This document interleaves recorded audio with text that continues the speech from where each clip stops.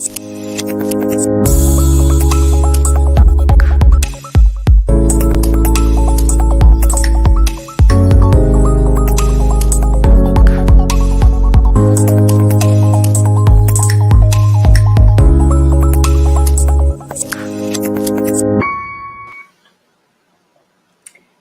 Wolfpack, it's Angela Wolf here, and welcome to Behind the Scenes. I've got some hot tea on a hot day. Actually, it's kind of cool in Michigan, but I love my tea. How's it going?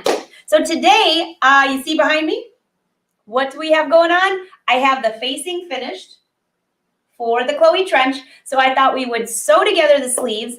I have the pockets pretty much ready to go on. I'll show you those. We did those a lot in the last week. We had a really brief show because I was live on a different, on the Hoop Fest. So this week, it's just hanging out with you. So say hi, say where you're from. I am streaming live on YouTube, Facebook. I see you all rolling in. I'm also on Twitch and Twitter. So whatever your flavor is, that is what's happening today. So we had a lot of fun in Fashion Sewing Club yesterday because we actually sewed the collar to the jacket there. I really wanted to get this jacket done before next weekend, so I'm sorry I couldn't wait till today for the collar. But Fashion Sewing Club, if you missed yesterday's live show, we did that there. So in Fashion Sewing Club yesterday, I did some little straps for a top that I was going to wear, but then I found this in the closet and I couldn't resist. So this is the lacy, and instead of doing lace, I did sportswear. So I've got athletic wear. This is a really fun top. It's that time of year to wear it. I see you all. Welcome, welcome. And people rolling in from YouTube too. Okay, so before I go any further, if you have questions, because I'm going to be way back there sewing, I can't always see them from there. So be sure to ask them at the end when I come back for questions too. Oh, thanks. Thanks, Mary. And someone asked earlier about, yes, I still have this fabric in my stash. Well, it's on the website. And I think if there isn't a coupon code, I'll make sure I have one for the end of the day to cover at least the lacy and this fabric. We better throw the Chloe trench in there too, in case you're late to that sewing party. All right, so let me take this graphic off of the screen so you can see. How's that? All right, so what I have on the back table, first of all, let me show you what I did to the facing. And we did this in Fashion Sewing Club yesterday as well. So the back piece, this is the back facing. I added bias tape all the way around the edges. And then I added bias tape all the way down. So this would be the edge on the inside of the jacket. This side would be sewn to the jacket. Got it? So I have bias tape going all the way down to the end. So you can see what I did to the shoulder seams here. I have them pressed towards the front, which is really weird, right? Well, you'll see why. And then also on here, which I'll show you at the table, you notice that the back facing is a little bit shorter in the shoulder area than the front one. It's supposed to be that way. So I'll show you how that works as well. But for now, I'll just put it on the dress form. Got my label on there. And let's go work on the sleeves because those are a little bit, they take a little bit more work. I'll also show you what I finished. So I think you are all here. Awesome. Oh, thanks. Thanks, Marcia. Okay, so let's go to the ironing board and I'll show you what I have. What I have finished.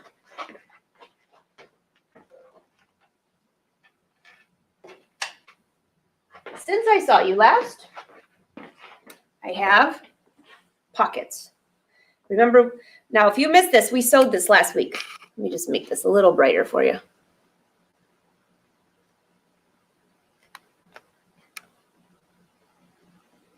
Oh, sorry. There you go. Okay, so this is, I still have to hand stitch this little section, but that's right. I went ahead and added cover stitch. So now I can just stitch this right onto the pocket. I'm probably going to do a nice just top stitching. You could also do a blind stitch if you don't want to see it. So the pockets are finished. Those are ready to sew in. Yesterday on the Fashion Sewing Club, we sewed the collar. And that turned out really nice. The undercollar looks great. And when I'm finished, you can see my undercollar sticks out just a little bit here, probably because I push it towards the back. And what I'll do is I'll just trim that off to make sure it's nice and even before I attach that to the jacket. All right, and we have loops. We've got lots of loops. So these are the 3 belt loops for the jacket. You can see they're a little bit longer. And I went back after I saw you last week. I think it was last week or the week before where some of the cover stitch had popped out. So I went back. I just pulled out the 1 string and redid it. I think it looked really cute. So I've got the contrasting fabric on the back and the cover stitch on the front. So these are the belt loops for the jacket. So there's 2 for each side seam. And then if I choose to have one in the center back. Sometimes I do and sometimes I don't. So this one we'll leave off to last. All right, those are ready to go. And these are the smaller loops. And I think I accidentally cut one a little short. Yeah, I've got like a long and a short and a long and a short. So I either need to make them all a little shorter. Oh gosh, what are you going to do, right? This is the wrist strap. I have the contrasting fabric, and then this is the strap. So this will actually go around. Let's see. I'll put the little clips on this end, and this will go around like that. And that's how that will go on the jacket. Again, I added a little bit of that cover stitch just so it ties everything in. The belt loops, a little cover stitch in little places. So these are ready to go. And let's see. I'm just going to move my jacket to the side. But in case you forgot the back flap, that's where I also did cover stitch. All right, let's see what we got going on with our sleeves. So I've sewn together, make sure you can see this whole thing. I think that's as far as out as you're going to go. So let me just see if I can spread this out just a little bit. Hold on just a minute. Don't get seasick. Seasick is what you'd be doing if you're running on the boat with wind today, because I believe they're like 4 to 5 footers, and he has to run about, I don't know, 300 miles or something like that. No, actually, I think it's 150 miles. That's why I'm here in the studio, hanging out with you. All right, so what I did is this is 1 layer of bias. So you remember, we made all these little cute bias strips that I've put every place else, but this is 1 layer. Why did I do that? Well, if you look at the sleeve, usually on the sleeve, you'd have a vent right back here or something like that. Instead, we're just going to have a belt there. But what I like to do for this upper back sleeve, so this would be in the back area. Here's your shoulder. This is your back. I like to press that towards the sleeve and then do a nice top stitch down here. You could do top stitch or cover stitch, whichever one you prefer. So in order for it to look nice on the inside, I don't need all the double layers of the bias tape. So I sewed together the sleeve, and now I've sewn together 1 layer of the strap, and then we'll start from there. Yeah, I did see that comment. Yeah, today would be a day on the Lake Michigan, what we would call very sporty. Actually, the waves don't bother me at all. I would have been on the boat with them, but I couldn't miss my show with you guys. Okay. Make sure I'm doing this right. Yeah, okay. So now I've pressed this going towards the seam. You know, I'm a pressing freak. Now we're going to press it right along the seam. So what's the difference between this and bias tape? Well, you'll see in just 1 second if you haven't figured it out yet.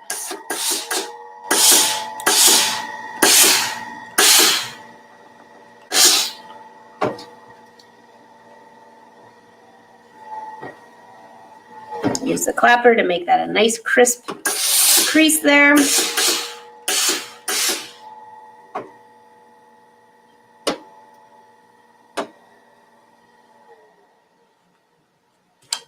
Okay, now the difference between this and what the double bias tape is you have a double fold on this side, right?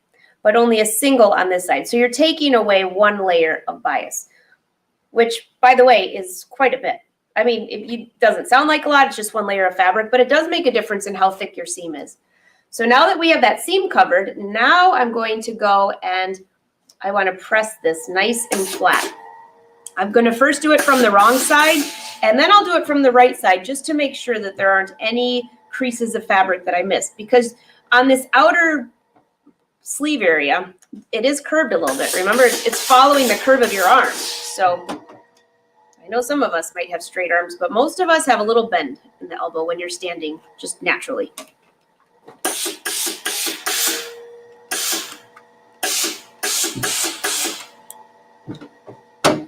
Okay, now let's flip this over.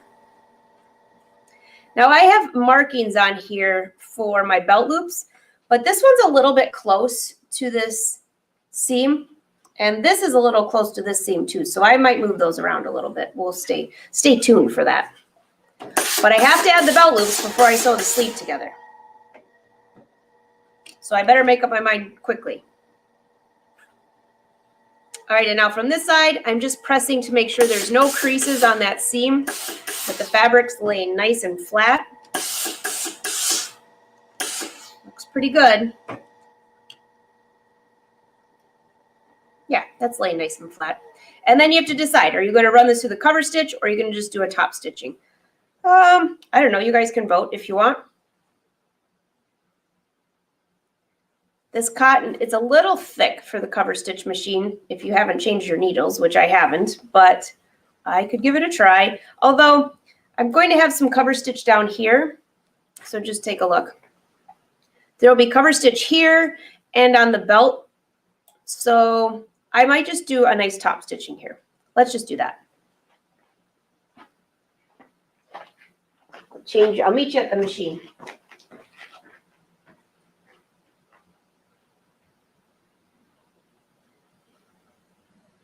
All right, before I go sew, do you have any questions for me about that?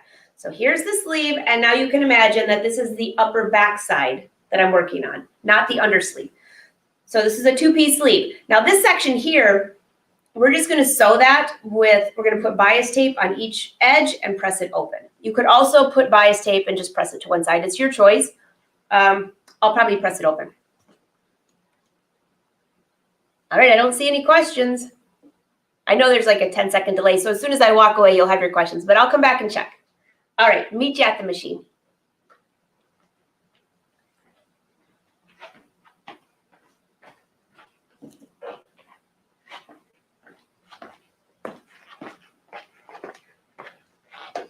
Okay.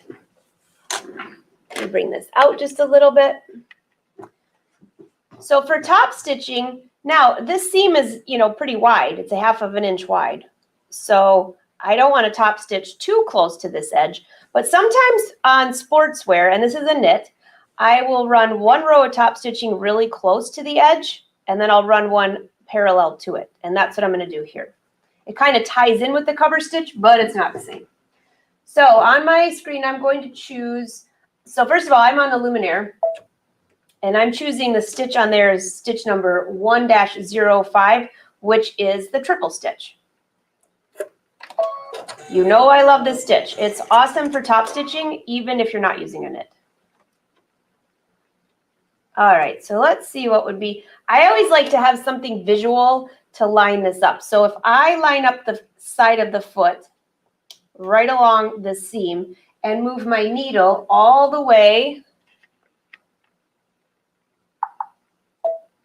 to the other side. See it moving? There you go. That will give me, gosh, just about 1/8 inch from the edge. Now when I'm stitching this, the one thing I have to be careful of is that the fold of fabric is locked in. Okay, so if you're worried about that, let me just explain that a little bit better. So I have this bias tape, right? And I want to make sure that it gets locked into that seam. If you're worried about it, here's one quick way to secure it. Might as well do that first. I have it folded under. I'm going to line up just the edge of that fold right there with that part of the foot. And I'm just going to run a stitch all the way down. Oh, of course, the bobbin runs out because we're live. Why wouldn't it, right? Okay, well, you're going to get the preview of filling the bobbin.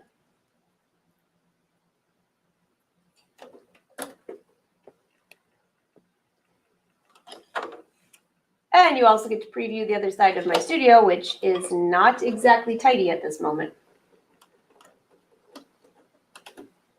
It's a work in progress.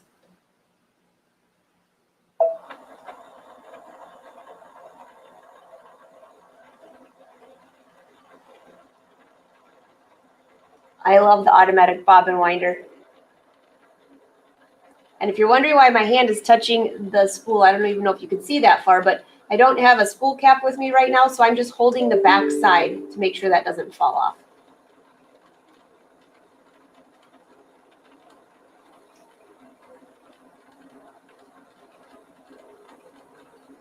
All right, I might as well just let her fill up. Okay, back in action. See, that was, well, at least it was doing this and not a big embroidery project, right? Then you got to take the whole hoop out, and that's like it's not a pain, but it's just annoying.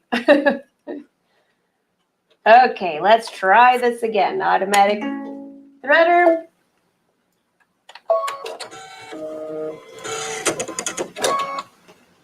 Okay, so I already stitched just a little bit. That'll be fine. And you can see on here, I'm stitching just on the edge, which is capturing that thread. I could also stitch a little bit further down if I want to. It's really your choice. I mean, how do you want to make sure that this is secure? I'm going to just do it on the edge because I know that that's going to cover. Plus, I still want it to look nice on the inside. So as I stitch this, I'm going to continue to make sure that this is wrapped and tight along the raw seam edge. Does that make sense? There's the seam edge. I'm just making sure it's tight along that. You don't want any like just cotton fabric just hanging out on the side.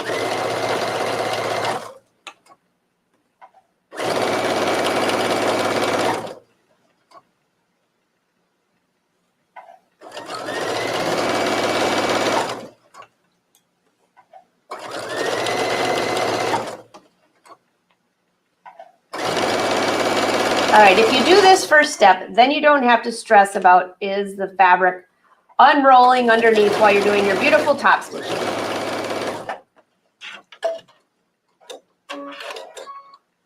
Okay, that's what we have. So now you can see that's the inside. And now let's go back to our top stitching. So you press this towards the larger part of the sleeve, the part that has your shoulder. Now let's go back to the triple stitch. Again, on the luminaire, it's the 1.05. I'm going to just bring my laser light on just because I'm so used to using it. You see that? I'll bring you really close.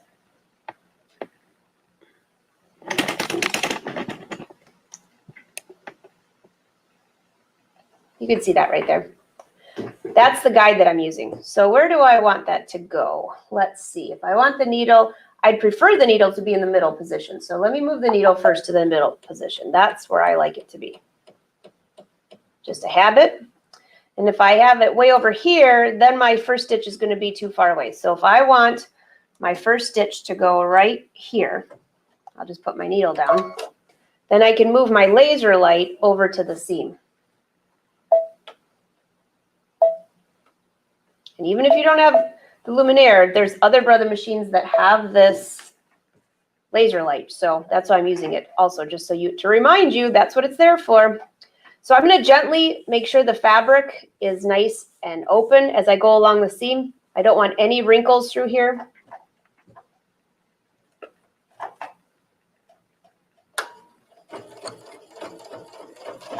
Oh, one thing I forgot, and that's in the seam allowance, so I don't have to rip it out. I like a longer stitch length, so I'm going to go 4.0. Whew, almost forgot that, and I'm not ripping one of these stitches out. Trust me.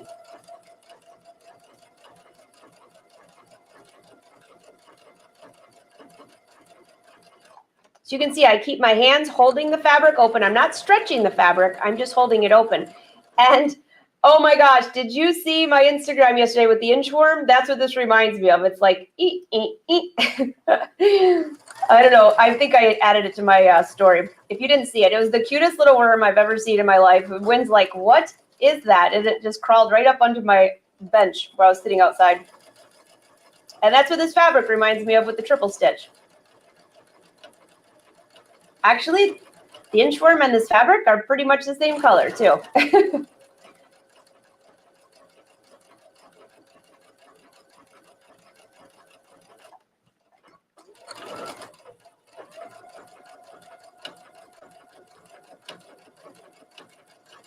All right, you notice I'm stitching a little bit slower. You know, when you're doing the triple stitch, it goes back and forth, and I like to go just a little bit slower just to make sure that it's straight, because I'm not ripping that stitch out, and it's very obvious if your top stitching is crooked, unless it's in a hem area or someplace where you're not going to see it.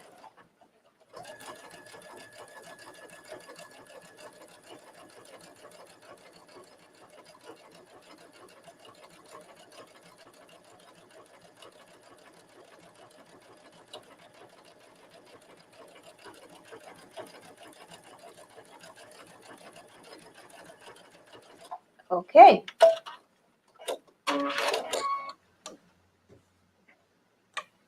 Doesn't that stitch look nice? And I'll give it a nice pressing. Now, I don't necessarily have to do a second row of stitching. Let me bring you out just a little bit.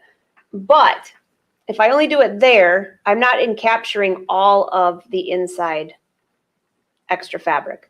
So I'm going to do a second row. And let's see. If I want the stitch to go about right there, then I need to, and I'm trying to make sure that I capture the seam allowance in there, okay? So if I want it to go there, I'm going to move over my laser light.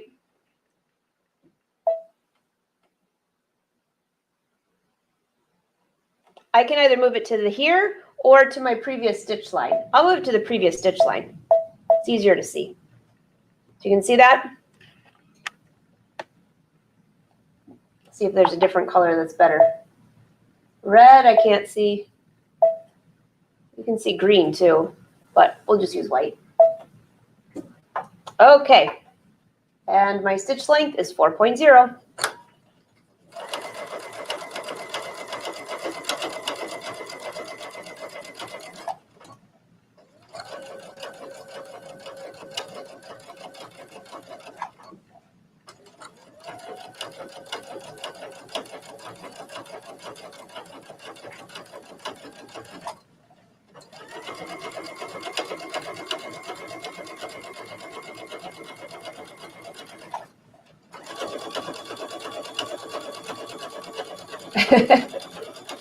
Oh my gosh, I'm never going to be able to sew this seam again without thinking of the inchworm. That is so funny.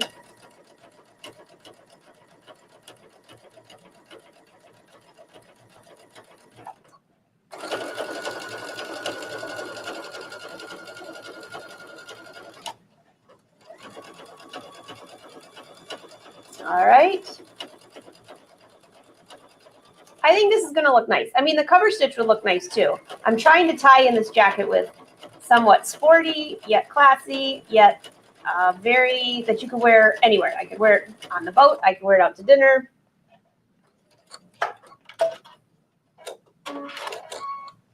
Okay. How's that look? Pretty darn good if I don't say so myself. All right, so what else do we have here?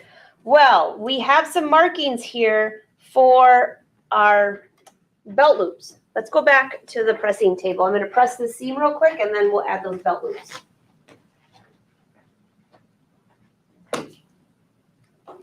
Before I do that, do you have any questions? I'm back. I agree. Isn't it pretty? It's just one of my favorite stitches. Yeah, I love it. I love this green too. Oh, I love this top stitching. And you know, oh, what distance away would you stitch? So you know, Lorraine, this is about 1/4 of an inch away. Let me see. I can measure it to be exact, but I would be willing to bet you 1/4. It's 1/4 of an inch just from looking with my eye. So if your seam is 1/2 of an inch, which these seam allowances on this jacket is 1/2 of an inch. So it really depends. If you're making the Chloe, obviously most of my patterns are 1/2 inch seam allowances.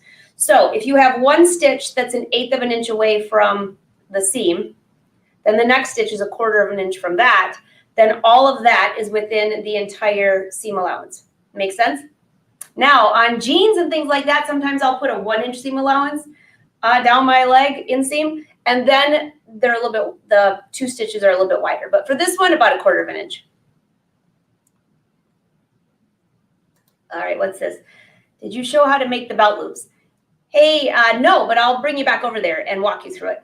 I got a little sidetracked. I went ahead and sewed them. I couldn't wait any longer, but I did sew.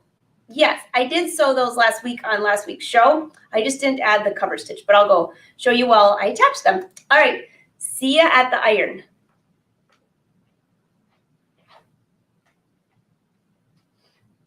Okay. I always like to press my seam after I've done some top stitching just to make sure that it lays nice and flat.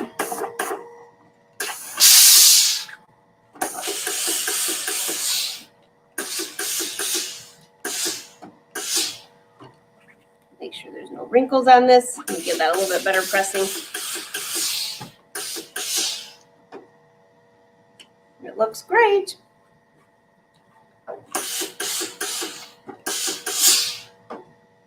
Okay.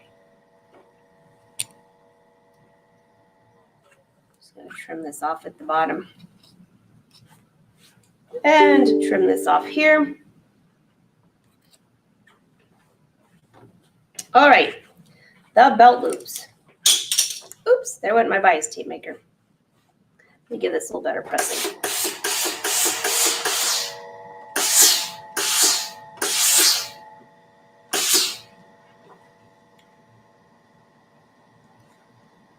So this is the belt loop.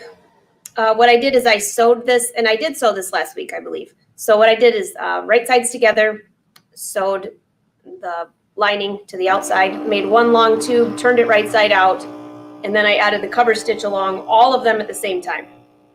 Just one big long row, and then cut them and press them.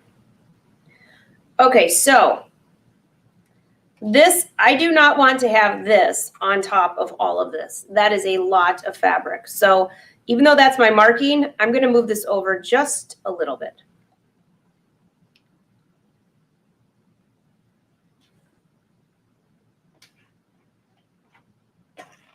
Excuse me, I almost lost my pins. Okay.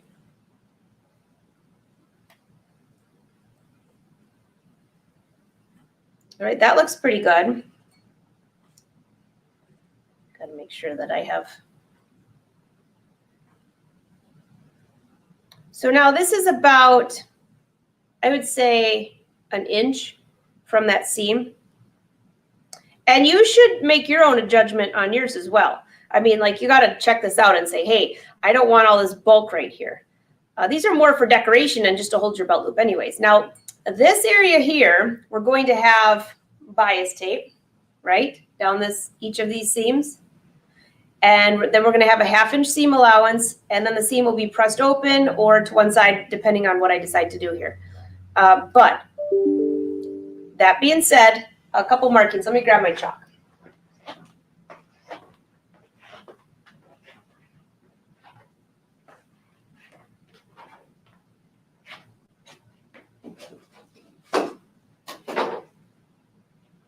Okay, here we go.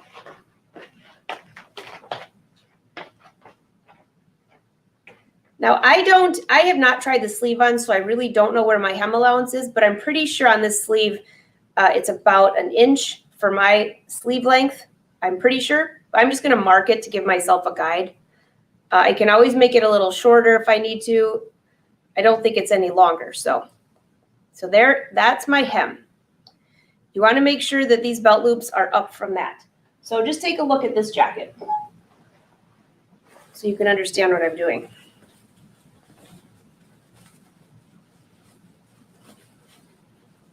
Well, this one has a much bigger hem allowance. Maybe I have more. Hold on. I better measure that. That's 1 3/4 of an inch.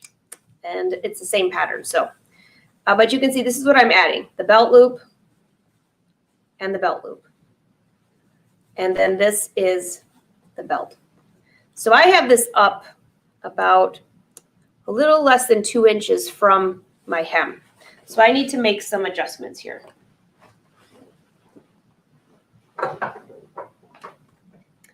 So if my jacket is correct, which I could just hold this up and I could tell.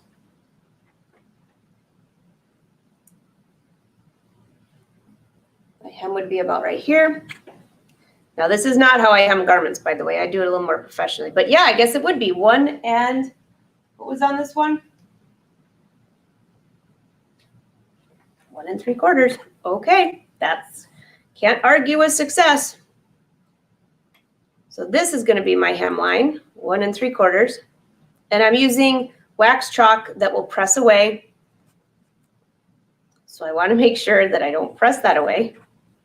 I'm going to go ahead and press up that hem so I have a crease to work with on here.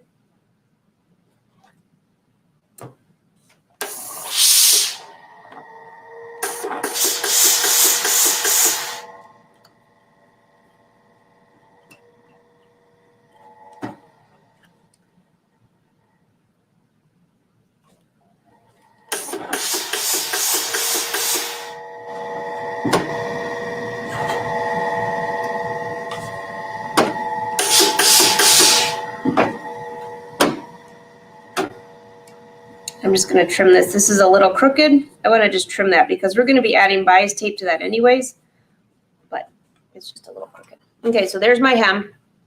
Now let's go back to this side and figure out where we want our belt loops. This one is up 2 inches from the hem. So let's go up 2 inches and mark it here. Now, how do you want to mark these? You're going to angle them towards the seam. You want them straight up and down. On this one, it was actually parallel to the seam right here. But basically, it needs to be the same amount from here to here. Because once you have this on, your belt loop is going to go through here. This is going to go through here. Make sense? And when you're wearing it, it's going to be more straight up and down. So I'm going to angle this a little bit like this.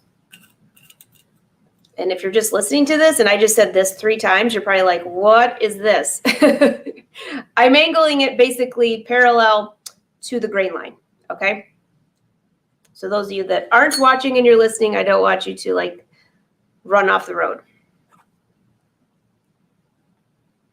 Okay, this one up 2 inches from the hem. It's about right here and here.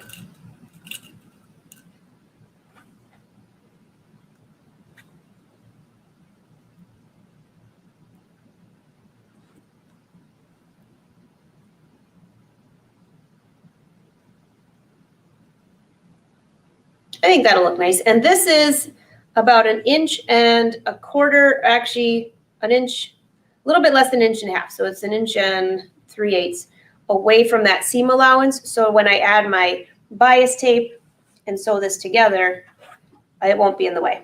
So the last thing I need to do before I go to the sewing machine and add these, I'm going to go ahead and prep my bias tape because I need bias tape to go down. I'm either going to sew one seam and press it one direction or 2 seams and press it open. What is your vote? What do you think would look the nicest?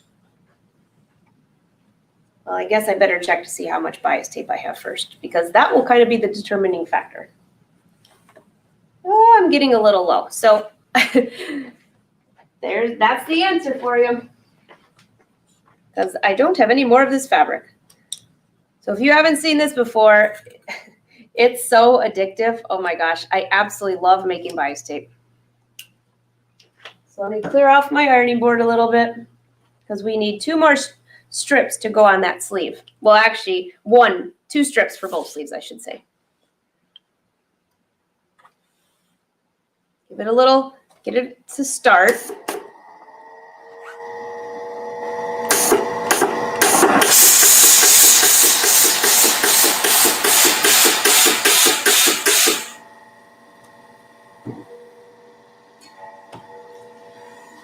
All right.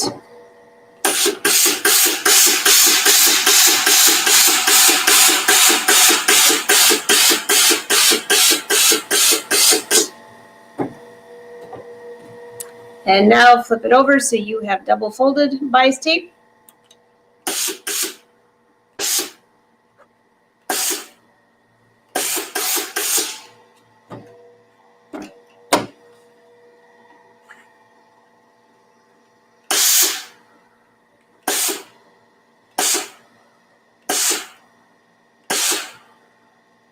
And yes, this strip is cut on the bias. If you missed, I think we're on part 8 of this sew along. This is probably the longest sew along I've ever had, but you only have an hour and a half each week, right? Or an hour.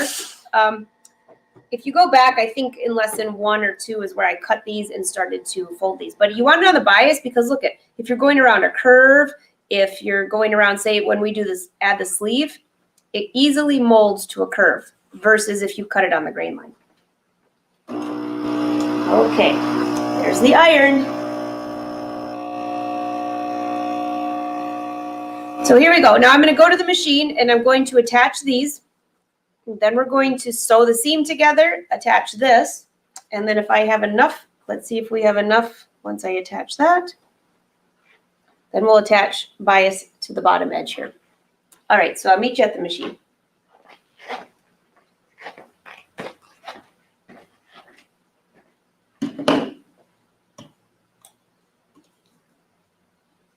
And of course, do you have any questions before I go to the machine? I'll double check. Oh gosh, I know. Oh, Lorraine, you have the actual bias tape machine and you've never opened it? That thing is awesome. I don't use it on camera anymore because number 1, you can't buy it anywhere. They don't carry it anymore, and I don't want people to be drooling. That thing is awesome. Pull it out of the box, right? Thank you, thank you. Oh, Lynn, that's my vote too then. All right, I'm just making sure you didn't have any questions before I move on.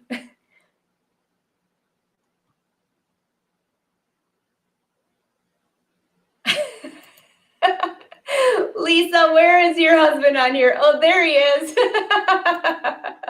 That's so funny. Tell him hi. Amanda, this is a good question. Could you use a twin needle instead of 2 top stitches? You could. The only difference is on the back side of a twin needle, you have that zigzag stitch. So I personally, every time I do top stitching, I either use a cover stitch machine or I use 2 rows of stitching. It just looks more professional on the back side. Now, where you might want to save that twin needle is if you don't have a cover stitch machine, when you go to hem this jacket, then you want to use a twin needle. Or, well, when we get to hemming, I'll give you some ideas, but that's where you might want to use that. Lorraine, if you don't have a cover stitch, what is a different option? You mean for, okay, there you go. A twin needle, Lorraine.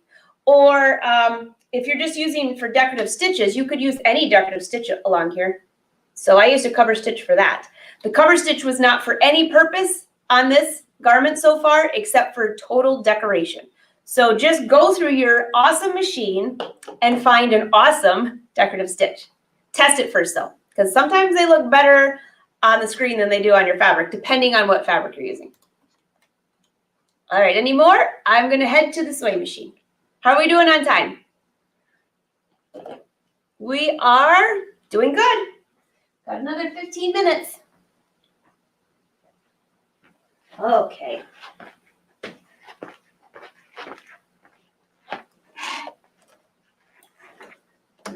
So I don't need the laser light anymore. I could use this if I wanted to line up to make sure that well, I could use this because it would tell me if these were the same size, but I'm not. It's too distracting. So I'm going to sew this shorter one first so then I can make sure that the other one is the same size. All I'm doing is tucking under the edges. I'll go back to a straight stitch, stitch length about 3.0. Now you could also use a zigzag stitch on here if you want. You could also use the bar tack stitch that makes it really thick. I'm just going to use a straight stitch for now and just to get it secure. I always start a little bit inside of the belt loop just to get over that extra fabric. And if you're new to the party, do you remember what this little black button is for? Oh yeah, my favorite thing in the whole wide world.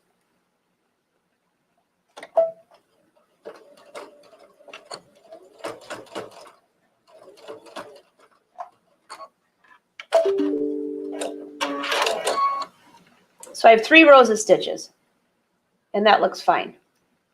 Now, let me show you what the black button's for. So when I fold this over, I'm going to get the pin out of the way.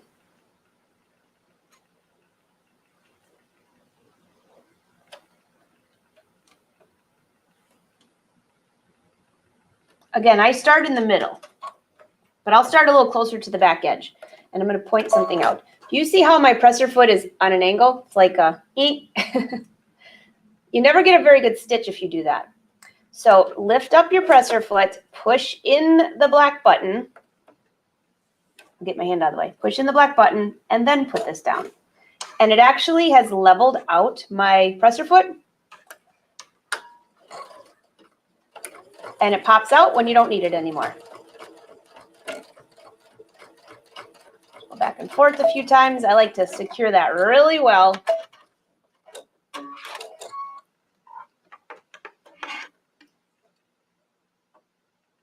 Looks nice. I just have to trim these threads.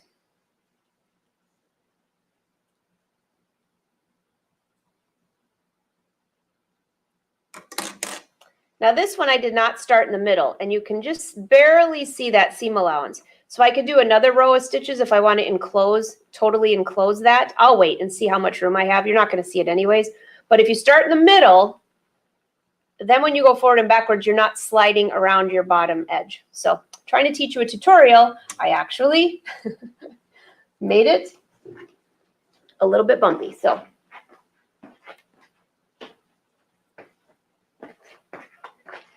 now, as you all know, I am a huge perfectionist, so I want to make sure that my belt loops are the same size, because I know I'll notice that on my wrist. So I'm going to go ahead and stitch the bottom part, because I know that's the 2 inches from the hem. 2 inches. And, oops, this one can come down just a little bit. 2 inches. And again, I'm lining this up with the grain line of the fabric, not that side seam. Go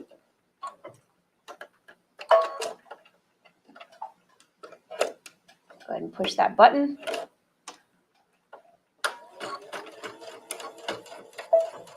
And if you saw that, the button just pops right out when you're finished with it.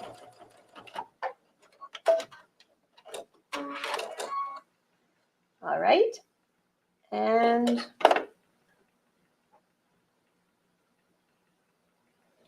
need to fold this over just a wee bit more. And I can trim this from the inside, which you'll see. I always like to make my belt loops a little bit longer. Even on my pattern, where the pattern is, I cut the first strip a little bit longer. You just never know if there's, at the end, if the stitching doesn't look good when you're doing a decorative stitch or something like that. So just my preference.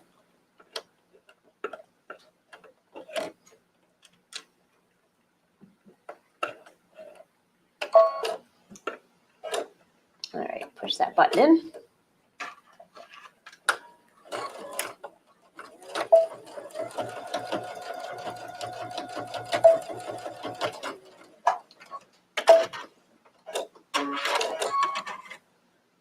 Okie doke.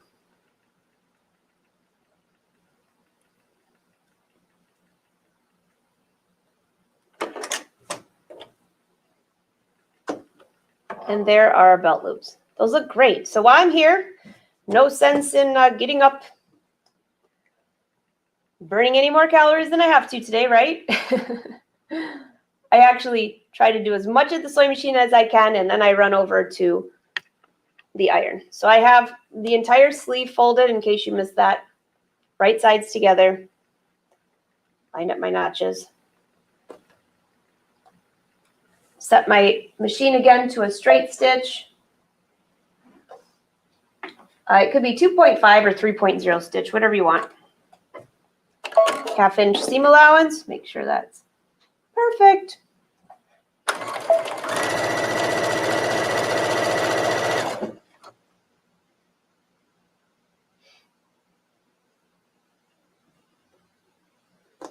Make sure everything's straight.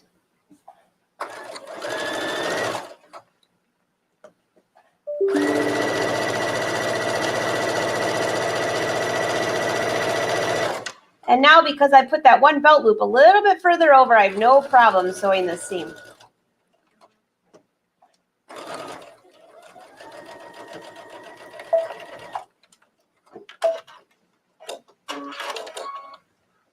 There's the seam. And now let's go ahead and add our bias tape.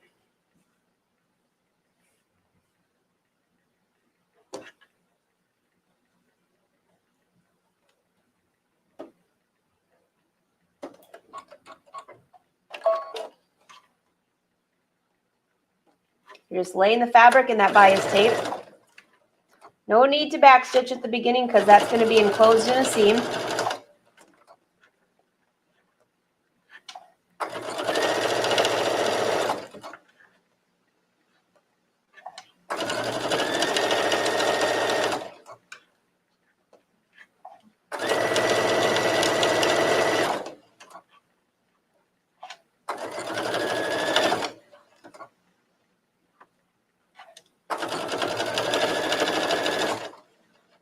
Now, in this hem allowance here, I don't need all this extra bulk, but I'm going to leave it just because I can trim it off later if I decide to. But for now, I'm just going to leave it because I'd hate to cut something off here, not paying attention, and then it doesn't work. So let me cut the last of these little guys off.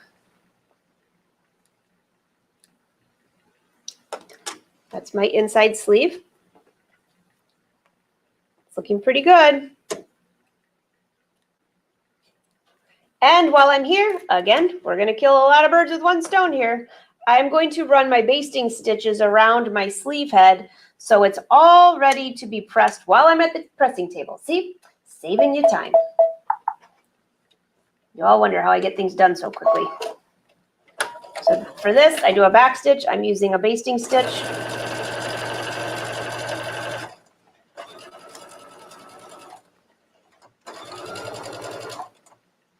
Don't use your needle cutter or your thread cutter because you want some extra thread for this.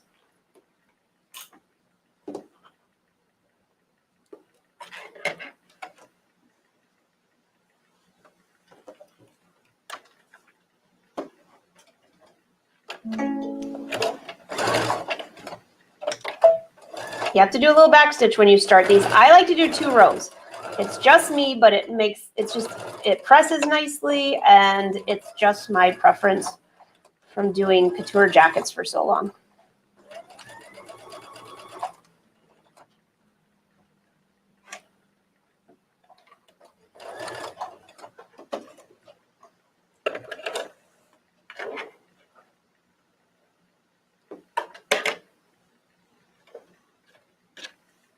All right, there's my 2 rows of stitching. Let's go to the iron and press this.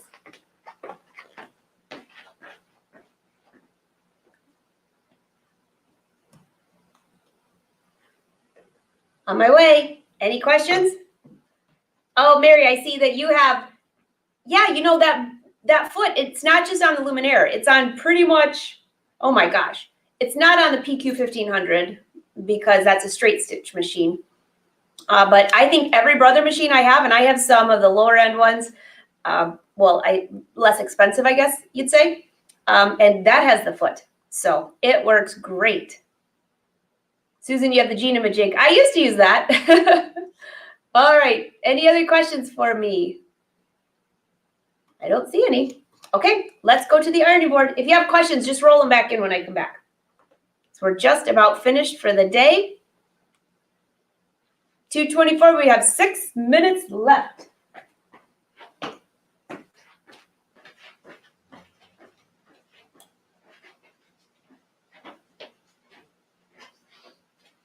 Okay, so I'm grabbing, I have my sleeve board, which is very old. You're gonna just die when you see the when you see what the fabric looks like on this. This thing is as old as Moses. I've washed it. It doesn't matter. This has been around since before I started my business in 1994, if that tells you how old it is. All right, so I have to remember which way this sleeve goes. Goes on this arm here. Oh, is that going to look fantastic? Isn't that going to look great? And then when I have my strap in there, which is right here,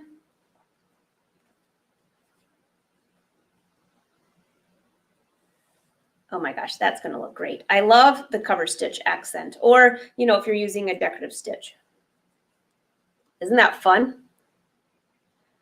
Okay, so let's see. Well, I was trying to remember which way to press the seam allowance. I know, isn't it crazy? I always have to put the garment on. So it's going to press towards the under seam that way. Slide it on the sleeve board, and I'm just going to press from the right side.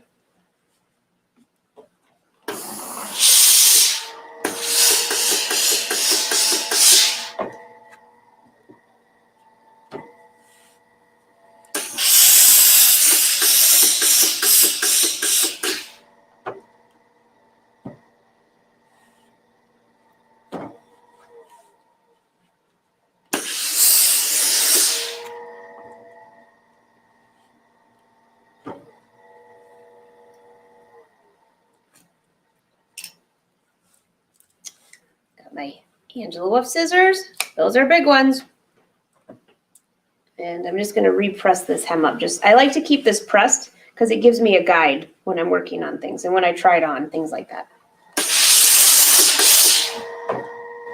So this chalk here was not erasable chalk. That's what I'd started with, so I'll be able to brush that off with no problem.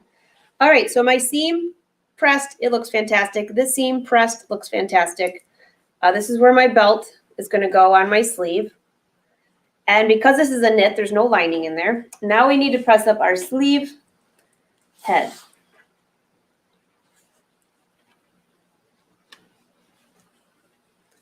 So I'm using a ham. And it's easier if you pull the bobbin threads than if you pull the top threads. So I'm going to just grab both of them.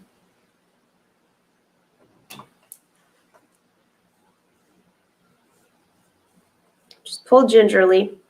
And that's why I told you to back stitch at the beginning. Otherwise, when you pull, the whole thing will come out. And if you're having one of those days or one of those moments, then you might forget the back stitch and the whole thing comes out and you'll know that I'm laughing with you, not at you. Because we've all done that. And now I lay this on the ham. And what I'm doing is just kind of easing this out a little bit. I mean, obviously, I don't want a gathered edge like that. Not that much gathering, I should say. But I want enough where I can press it. Now, this is a ponte knit. You're not going to be able to mold this like you could like a wool or a tweed.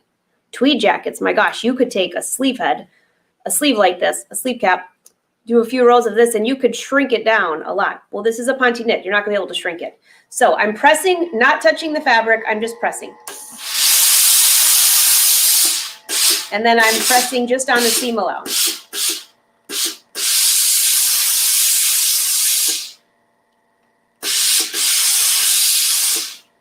Okay, now I'm just gonna use my hands to warm that up. I'm warming up my hands.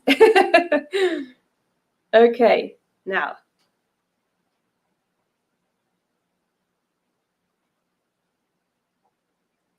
open that up a little bit.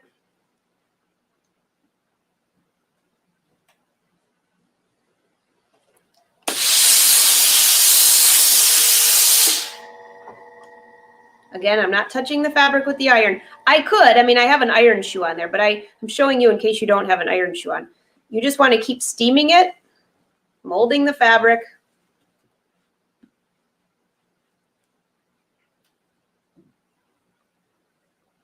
And you're going to be amazed. Like I said, this is a ponte knit, and you can still mold it to your sleeve head, or to your sleeve cap, I should say, not sleeve head.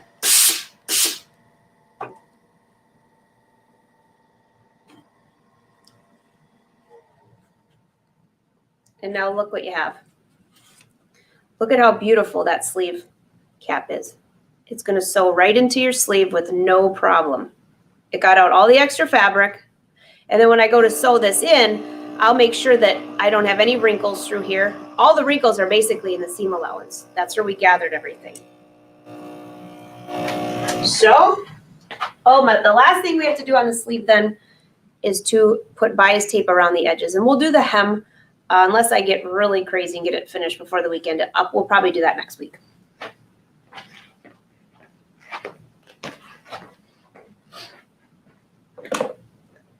So this is what I have.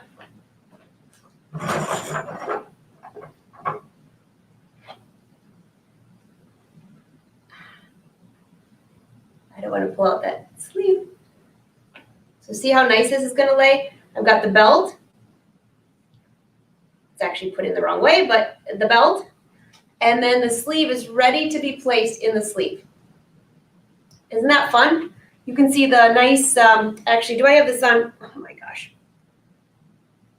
I have it on the wrong sleeve. Let me check. I have it. No, I have it on the right sleeve.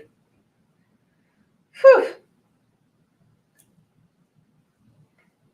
Let me double check this. Yeah.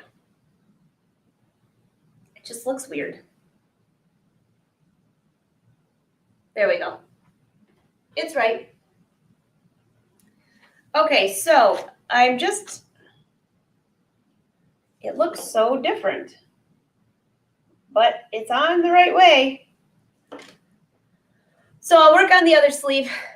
I must be staring at green too long. And what I'll do is I'll add some bias tape to the hem, and I'll be doing that next week. So by the way, speaking of hems, if you are new to sewing or you're sewing a lot of different projects and you're like, what hem should I use for what project?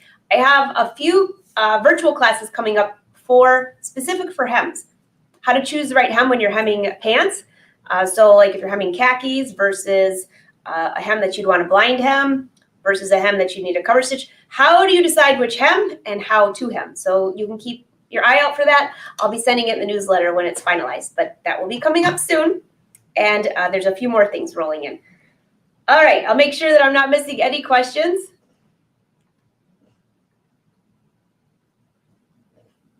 Oh, thanks, Lynn.